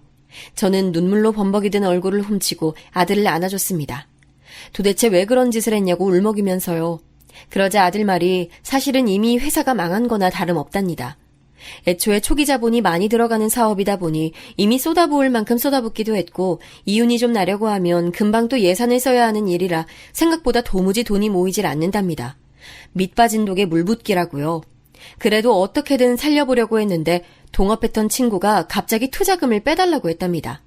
아들은 조금만 더 버텨보자 애원을 했지만 친구는 애초에 안 될 사업이었다면서 자신을 부추긴 제 아들 탓이라며 손해비용까지 청구하지 않은 걸 고맙게 생각하라고 했다네요. 내가 지금까지 잘해보려고 얼마나 고생을 했는데 친구라고 믿었던 놈이 그렇게 날 무시하니까 자존심이 너무 상하더라고요. 그래서 그 자리에서 다 빼줘버렸어요. 투자금을 다 빼줬다고? 그럼 앞으로는 어떡하려고? 모르겠어요. 오늘 어머니 대출이자 넣는 날인 것도 알고 있었는데 정말 통장에 그 몇십만 원도 없더라고요. 그렇다고 처자식이 있는 놈이 지 목숨을 버려? 내가 널 그렇게 못나게 키웠어? 아들은 제 말에 그대로 고개를 숙이며 눈물을 쏟았습니다. 저도 일이 이렇게까지 될 줄 몰랐어요. 당장 어떻게 살아야 할지 하나도 모르겠어요. 그래도 살아야지. 살아야지, 이놈아. 답답해서 미치겠어요. 밤에 집에 들어가면 와이프하고 아들이 곤히 잠들어 있는데 그 모습만 봐도 숨이 턱턱 막힌다니까요. 저는 그날 병원에서 나와 아들에게 우선 집으로 가자고 했는데 아들은 괜한 걱정을 끼쳐 죄송하다며 자신의 집으로 가겠다고 하더군요. 생각해보면 그때 아들을 잡았어야 했습니다. 어떻게든 우겨서라도 제가 데리고 있으면서 병원 치료라도 받게 해야 했어요. 하지만 그날 그렇게 아들을 보내고 난 뒤 저는 며칠 뒤 다시 응급실에서 아들을 만났습니다. 그날은 며느리와 손주까지 함께 와 있었죠. 집에서 아들과 며느리가 돈 문제로 부부싸움을 하다가 아들이 갑자기 베란다로 뛰어내리려고 난간에 올라가는 바람에 놀란 며느리가 잡아당기며 서로 실랑이를 하다가 아들이 뒤로 떨어져 좀 다쳤답니다. 저는 마음이 아파서 잠시도 서 있을 수가 없었어요. 하지만 그래도 며느리가 더 많이 놀랐을 것 같아 며느리에게 괜찮냐며 다가갔습니다. 그런데 며느리는 제 살에 닿기도 싫다는 듯 뒤로 성큼 물러나며 다짜고짜 저를 쏘아보더군요. 이 사람 같은 이유로 응급실에 온 게 이번이 처음이 아니라면서요. 그때 어머님도 옆에 같이 계셨다던데요. 저는 아범이 걱정시키고 싶지 않아서 절대 말하지 말아달라 신신당부를 내서 어쩔 수 없었다고 얘기했지만 며느리는 듣기 싫다는 듯 내내 인상을 구기고 있었습니다. 그리고 사업이 그 지경이라는 걸 알았으면 당연히 자신에게 말해줬어야 하는 것 아니냐고 말이죠. 며느리의 말을 듣고 보니 제가 잘못한 것 같기도 했습니다. 결혼했으니 이제 아들의 보호자는 며느리가 맞는데 아들에게 심각한 상황이 벌어졌으면 당연히 며느리가 알았어야 하는 게 맞으니까요. 저는 무조건 제가 잘못했다 며느리에게 사과했습니다. 어머님은 다 알고 계셨으면서 어쩜 그렇게 모르는 척할 수 있어요? 안 좋은 정도가 아니라 이미 부도 처리됐다고요. 집까지 다 넘어가게 생겼어요. 말렸어야 했습니다. 저라도 어떻게든 아들을 말렸어야 했어요. 일이 이 지경까지 된 건 다 제 잘못인 것 같았습니다. 어미라는 사람이 똘똘하지 못해 아들의 괜찮다는 말만 믿고 바보처럼 가만히 지켜보고만 있어서 이런 사달이 난 것이었죠. 더 이상 이렇게 둘 순 없었습니다. 제가 해줄 수 있는 일을 찾아내야 했죠. 우선 며느리와 손주는 먼저 집으로 보냈습니다. 시간도 늦었으니 병원에는 제가 있겠다고 했죠. 그리고 아들이 깨어나자마자 아무 걱정 말고 전셋집을 정리해 남은 비부터 다 정리하라고 했습니다. 그러자 아들은 그게 무슨 소리냐며 집을 다 정리하면 어딜 가서 사냐고 하더군요. 저는 우선 우리 집으로 들어오라고 했습니다. 물론 며느리야 하루아침에 시댁으로 들어오라고 하니 좋아하지 않겠지만 상황이 어쩌겠어요. 먹고 살 방법을 생각해보려면 우선 급한 불부터 빨리 꺼야죠.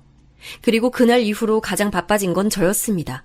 생각할 겨를도 없이 바로 고향 동네로 내려갔어요. 몇 년 전에 제가 혼자 고향 동네에 내려와 돌아다니며 땅을 보고 다닌 적이 있었습니다. 나이 들면 혼자 내려와 살아보려고 작은 땅을 조금 사두었죠. 물론 정말 얼마 안 되는 땅이긴 했지만 그래도 몇 년 사이 땅값이 조금 올랐더군요. 저는 고민할 것도 없이 그 땅을 팔았어요. 그리고 돈을 벗자마자 서울로 올라와 아들에게 줬습니다. 이 돈 얼마 안 되지만 이걸로 지금 당장 할 수 있는 작은 가게부터 하나 알아봐. 엄마, 이게 무슨 돈이야? 이 돈 어디서 났어? 지금은 엄마 걱정이니 사업이니 다른 걱정 하지도 말고 어떻게 해서든 처자식 먹여 살릴 궁리만 해. 엄마가 뭐든 다 도와줄 테니까. 그러자 아들은 제 품에 와락 안겨 아기처럼 엉엉 울었습니다. 아주 오래전 아들이 어렸을 때처럼요. 한참을 아들을 품에 안고 등을 토닥여주다 보니 저도 잊고 있었던 아주 예전의 기억이 떠오르더군요. 제 아들이 어릴 때부터 똑똑하고 공부야 잘했지만 돌이켜보면 마음이 약하고 겁이 많아서 새로운 곳에 갈 때마다 항상 긴장도 많이 했고 잠도 혼자 잘 자지 못했어요. 그랬던 아이가 어느새 이렇게 자라서 처자식 부양하겠다고 마음고생하는 게 속이 상하더군요. 그런데 시작부터 쉽지 않았습니다. 역시나 며느리는 전세금을 빼서 시댁으로 들어오는 게 마음에 들지 않는 눈치였죠. 어머님이 주신 돈으로 빚 갚고 당신이 다시 직장 구하면 되잖아. 아이, 장사라고는 해본 적도 없는 사람이 갑자기 뭔 장사야. 혼자 하는 게 아니라 나랑 하는 거야. 넌 모르겠지만 내가 그래도 음식 솜씨 있다는 얘기 좀 들어. 어머니, 이 사람 바로 얼마 전에 사업 말아먹은 사람이에요. 근데 또 장사란요? 이번에도 망하면 이젠 갈 데도 없다고요. 저는 며느리를 앉혀놓고 차분히 제가 남편과 처음 서울에 올라왔을 때 얘기를 해줬습니다. 돈이라곤 작은 셋방 하나 얻을 정도의 돈만 가지고 올라와 무작정 공장에서 일할 때였죠. 그때 함께 일하던 직원들과 야식으로 만들어 먹던 토스트가 있었습니다. 아들이 어릴 때 과일을 갈아 만든 소스로 제가 가끔 해주던 토스트였죠. 당시 함께 먹던 직원들이 너무 맛있다며 장사해도 되겠다고 했었어요. 물론 다들 을에 감사치레로 하는 말일 수도 있었지만 그래도 장사를 한다면 제가 가장 자신 있는 것으로 하면 좋겠다 생각했죠. 그래서 저는 좀 고생스러워도 제가 아들을 도와 함께 작은 토스트 가게라도 시작해보겠다 했습니다. 그런데 며느리는 콧방귀를 뀌더군요. 그깟 토스트 몇 개 팔아서 우리 식구가 다 먹고 살겠냐고요. 제가 전에도 말했지만 어머니 음식이 어디 내다 팔 정도로 대단하진 않다니까요? 그리고 토스트 그거 얼마나 한다고? 그거 몇 개 판다고 먹고 살겠어요? 알고는 있었지만 정말 사람 속 뒤집는 데는 일가견이 있는 나쁜 년이었습니다. 제가 어린애 달래듯 좋게 말해도 말귀를 못 알아먹더군요. 지 남편이 세상을 떠나겠다 마음먹을 정도로 힘들었는데도 어리석은 며느리는 느끼는 게 없었나 봅니다. 어찌됐든 지금은 제 아들이 우선이었습니다. 아들의 심리 상태가 아직 불안정한 상황에서 다시 직장으로 내모는 건 저로선 좋은 방법 같지 않았습니다. 지금 당장은 하루라도 빨리 가게부터 자리 잡게 하고 아들 곁에서 보살피며 다시 활기를 가지고 일상으로 돌아올 수 있도록 도와주고 싶었어요. 저는 제가 한 말에 책임을 져야 했으니 그 길로 속전속결 일을 진행시켰습니다. 아들 내외와 합가를 하고 학교들이 즐비한 동네를 매일같이 돌아다니며 가게를 할 만한 자리도 알아보러 다녔죠. 그리고 마땅한 자리를 찾자마자 바로 계약을 했습니다. 그렇게 저희는 아들과 제 이름을 한 글자씩 다 간판을 걸고 가게를 시작했습니다. 다행히도 가게는 금방 입소문이나 장사가 잘 됐습니다. 하루 종일 자리에 앉을 틈도 없이 토스트만 만들어대야 했죠. 몸은 좀 힘들었어도 장사가 잘 되니 저와 아들은 신이나 더 열심히 일했습니다.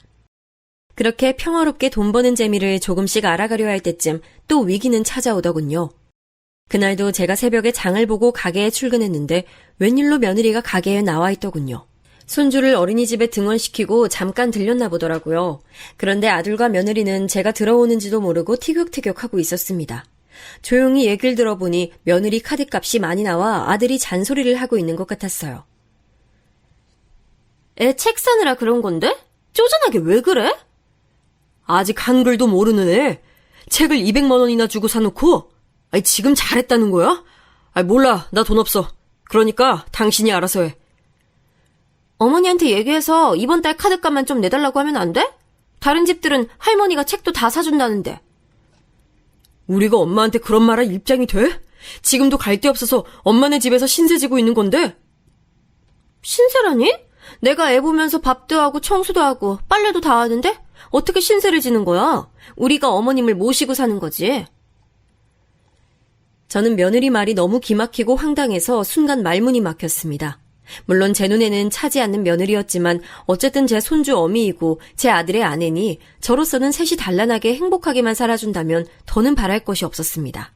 거기다 제 아들이 겉으로 보기엔 멀쩡히 잘 살고 있는 것처럼 보여도 그 속은 또 언제 무너질지 모르는 일이었으니 저는 할 말이 많아도 항상 꾹 참고 넘어가기 일쑤였죠. 그런데 그날은 도저히 못 참아주겠더군요. 애미야, 말은 바로 해야지. 네가 날 모시긴 뭘 모셨다고 그래. 나야 가게에서 매일 끼니 다 해결하고 집에 가봐야 잠만 자고 나오는데. 어머, 어머니, 지금 입고 계신 옷 그거 다 제가 빨아놓은 거잖아요. 거기다 청소도 제가 다 하고 있고요. 아무리 애 키우는 게 힘들다고 해도 가정주부면 빨래나 청소 그 정도는 당연히 네가 해야 하는 거 아니니? 네?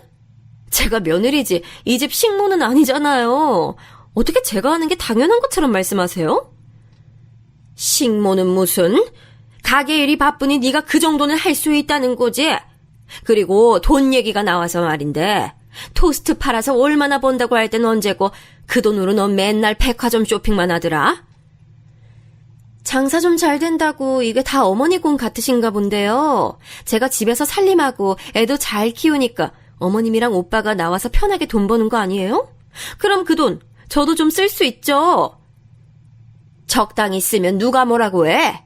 매일 집에 들어가면 여기저기 백화점 쇼핑백만 나뒹구니 하는 소리지. 며느리가 지지 않고 또 한 소리 하려고 하자 더 이상 안 되겠다 싶었는지 아들이 며느리를 데리고 나가버렸습니다.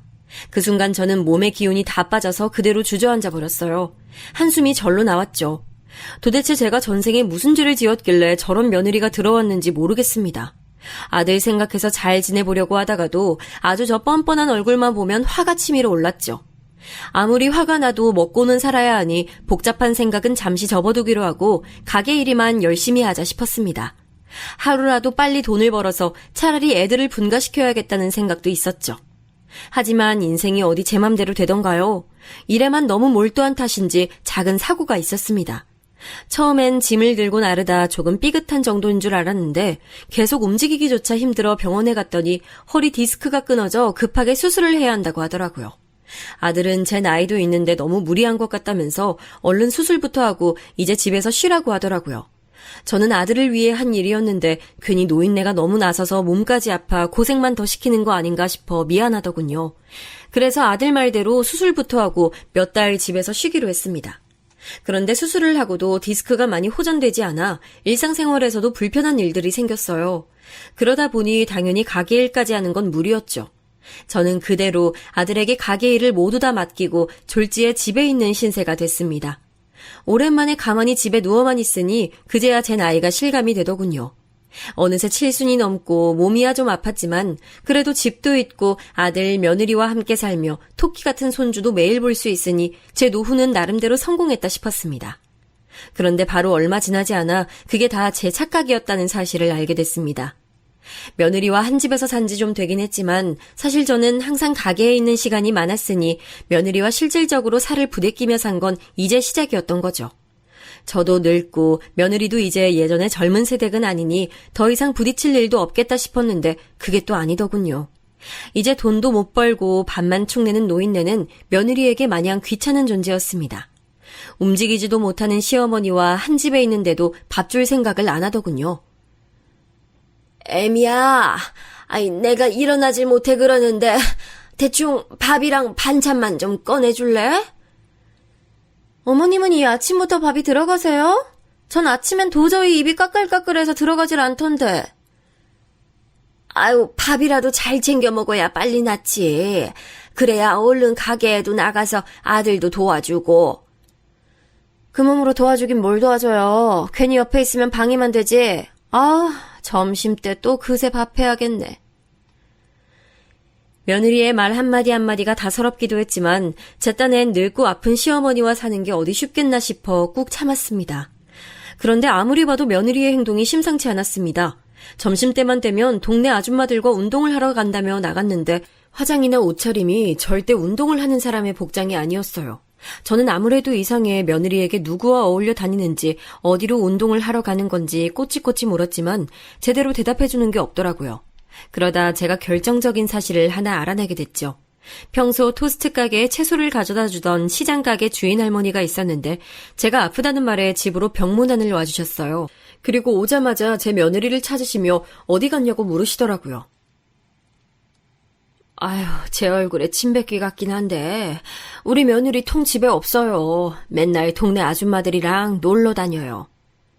아유, 그래? 아니, 사실은 내가 이런 말을 해도 되나 모르겠는데, 아니, 내가 좀 본 게 있어서. 네? 뭘 보셨는데요? 그 할머니 말이 제 며느리가 매일같이 드나드는 헬스클럽이 그 시장 골목에 있는데 점심때쯤 되면 거기 헬스 트레이너 남자랑 같이 나와 남자 차를 타고 어디로 가는 모습을 몇 번 봤답니다. 한두 번이면 말을 안 할 텐데 일주일에 서너 번을 드나드니 말을 안 할 수가 없었다고요. 내내 심증만 있어 찝찝했던 일들의 조각이 맞춰지는 것만 같았습니다. 저는 그날 손주를 하원시켜 집에 들어온 며느리를 방으로 오라고 잠깐 불렀습니다. 만약 시장 할머니의 말이 사실이라면 이 일은 절대 그냥 넘길 수 없었으니까요. 너 다닌다는 헬스클럽이 설마 그 시장 입구 상가에 있는 거기 말하는 거야? 네, 맞는데? 왜 그러시는데요? 내가 아는 사람이 네가 거기 헬스 트레이너인지 뭔지 하는 남자랑 같이 나오는 걸 몇 번이나 봤다는데 사실이야? 네? 그게 무슨 소리세요? 제가 트레이너를 따로 왜 만나요? 그런 적 없어요. 아이, 분명 우리 집 며느리가 맞다고 일주일에 서너 번이나 봤다던데. 어머니, 저 미워하시는 건 아는데요. 이렇게까지 하셔야겠어요? 왜요? 저 바람피는 며느리로 만들어서 쫓아내기라도 하시려고요? 며느리는 정말 억울하다는 듯 눈에 눈물까지 글썽거리며 저를 원망했습니다. 자신이 아무리 미워도 어떻게 그런 사람으로 몰고 가냐면서요. 저는 며느리가 무슨 말을 해도 믿음이 가질 않았습니다. 그래도 제 눈으로 직접 본 건 아니니 오늘은 넘어가자 싶었습니다. 확실한 증거를 잡을 때까지만요. 본 사람이 있다고 하니까 물은 거지 뭘 그렇게 노발대발을 해. 그러니까 밖에서 처신 잘하고 다녀. 하지만 세상에 어디 영원한 비밀, 거짓말이 있을 수 있나요? 저는 며느리에게 앞으로 조심하라는 경고의 눈빛을 담아 엄포를 놨습니다. 바로 그때부터였습니다. 며느리가 뭔가 좀 제게 기분이 쎄하게 행동한 것은요. 어느 날이었어요. 그날도 며느리는 하루 종일 밖에 있다가 들어와서 저는 손주가 배가 고프다고 한다고 며느리에게 저녁을 좀 차리라고 했죠. 그러자 웬일로 군소리 없이 저녁상을 차리더라고요. 그런데 그냥 군소리 없이 차린 게 아니었습니다. 상에 손주와 며느리 밥만 있고 제 밥은 없더라고요.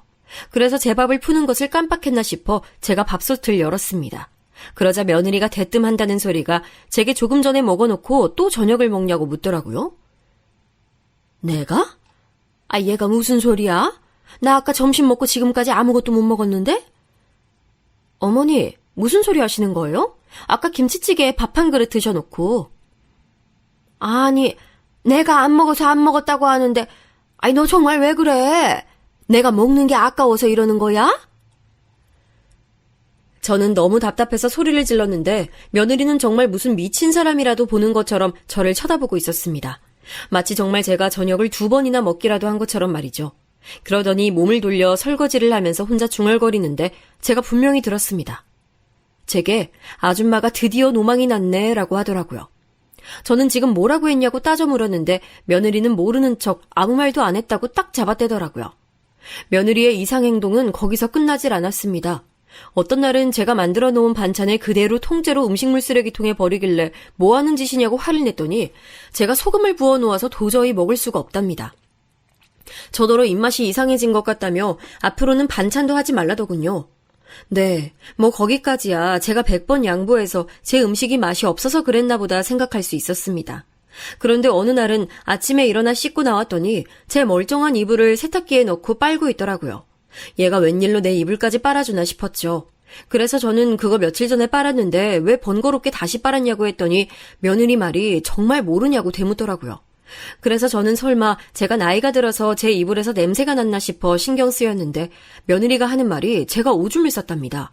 저는 정말이지 기가 차서 말이 나오질 않았습니다. 저는 아니라고 절대 그런 일 없었다고 했지만 며느리는 한숨을 푹푹 쉬며 아휴 미친 할망구가 이제 죽을 때가 됐네 됐어. 저는 이제는 며느리가 무섭기까지 했습니다. 어쩜 애가 저렇게 표정 하나 안 바뀌고 거짓말을 잘하나 싶어서요. 설마 며느리가 저런 소리를 제 아들에게 하면 어쩌나 싶었죠. 그런데 웬걸 정말 제 아들에게 제가 하지도 않은 일에 대해 자세히도 말했더라고요. 제가 밥을 줬는데도 자꾸만 또 달라고 화를 냈고 용변 실수까지 한다고요. 그 자리에서는 아들도 그럴 리 없다고 믿지 않는 눈치였는데 며칠 지나자 아무래도 제 걱정이 됐는지 병원에 한번 가보자고 하더라고요. 엄마, 요즘은 엄마 연세 정도 되면 다 의뢰하는 검사니까 나랑 같이 가서 검사만 한번 받아보자. 엄마 괜찮아. 정말 아무렇지도 않다니까. 애미가 나랑 지내는 게 귀찮으니까 자꾸 말도 안 되는 소리를 하는 거야. 아들은 중간에서 어쩔 줄 몰라 했어요. 당황해하는 아들의 얼굴을 보자 제가 또 아들을 힘들게 했나 싶어 마음이 아팠습니다. 그러다 어느 날 밤 거실에 아들과 며느리가 앉아 제 얘기하는 것을 우연히 들었습니다. 진짜 심각하시다니까.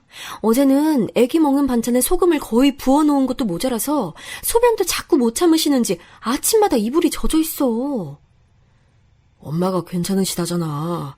연세가 드셔서 그러시는 걸 거야. 당신이 힘들어도 조금만 참고 지켜봐드려.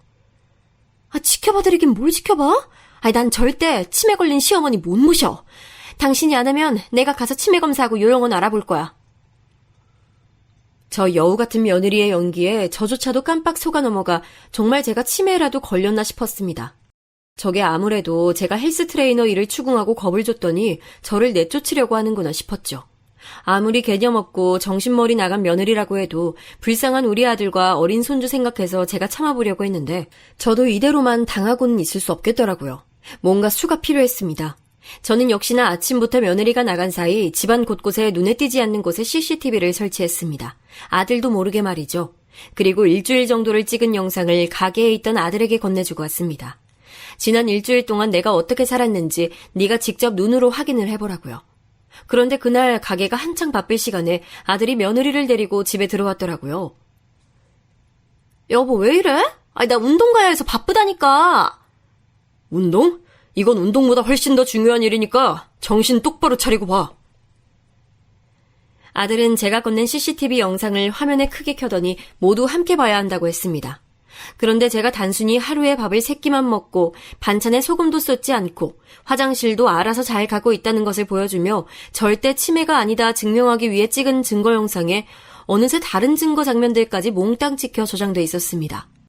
영상 속에는 며느리가 제가 병원에 간 사이 만들어둔 찌개에 소금으로 보이는 양념통을 잔뜩 쏟아부어 놓고 제 이불에 손주의 아기 변기에서 담아온 소변을 뿌려놓는 장면뿐만 아니라 다른 장면들까지 고스란히 화면에 찍혀 있었어요. 이거 뭐야? 도대체 누가 찍었어? 내 동의 없이 이런 거 설치하면 불법인 거 몰라? 불법? 네가 멀쩡한 사람을 치매로 둔갑시켜서 요양원에 보내겠다고 하는 더러운 짓들이 다 찍혔는데 그런 소리가 나와? 그거야. 어머님이 자꾸 나를 너무 미워하시니까. 영상 아직 안 끝났어. 다 보고도 또 우리 엄마 핑계 대나 보자. 그때 영상 속의 며느리가 현관으로 다가가 문을 열어줬습니다. 누군가를 아주 밝은 얼굴로 맞이하더군요. 그 사람은 바로 며느리가 다닌다는 헬스장 트레이너였어요. 그 남자와 현관에서부터 아주 진한 스킨십을 나누더니 방으로 함께 들어가는 장면까지 고스란히 찍혀 있었습니다. 제가 치매에 걸리지 않았다는 것을 증명하기 위해 찍은 영상이 결국 며느리의 불륜 증거 영상이 돼버린 것이죠. 영상을 본 며느리는 손을 부들부들 떨며 도대체 이런 걸 왜 찍었냐며 소리쳤습니다. 그러더니 곧장 몸을 돌려 저를 째려보더군요. 아줌마가 그랬지? 내가 당신 가만 안 둘 거야. 죽여버릴 거라고. 저는 지금까지 며느리가 제 아들의 아내고 제 손주 엄마니까 제게 몹쓸 짓을 해도 다 참고 넘어가 줄 수 있었습니다. 하지만 제 아들에게까지 상처를 주는 짓을 한 며느리는 도저히 용서할 수 없었죠. 저는 곧바로 주방으로 가 소금이 잔뜩 들어간 찌개를 가지고 왔습니다. 그리고 그대로 며느리 머리에 쏟아부어버렸어요. 이 아줌마가 뭐 하는 거야? 미쳤어? 여보 이거 봐! 이 아줌마 치매 왔다니까? 끝까지 뻔뻔하게 나오는 며느리 행동에 저희 모자는 아주 학을 뗐습니다. 아들은 온몸에 찌개 범벅이 된 며느리를 그대로 밖으로 내쫓아버렸어요. 다시는 이 집에 들어올 생각도 말고 아들 얼굴 볼 생각도 하지 말라고 엄포를 놨습니다. 그리고 그날 바로 그 영상을 들고 변호사 사무실을 찾아가 며느리를 고소할 방법에 대해 상담했습니다. 이혼뿐만 아니라 시어머니를 기만하고 남편을 속인 여자에게 내릴 수 있는 가장 큰 죄로 고소하기 위해서요. 아무래도 아직 어린 손주가 눈에 밟히긴 했지만 할 수 없었죠. 거짓말을 밥 먹듯이 하는 제정신 아닌 어머니 밑에서 자라는 것보다야 차라리 아예 없는 게 나을 수도 있으니까요.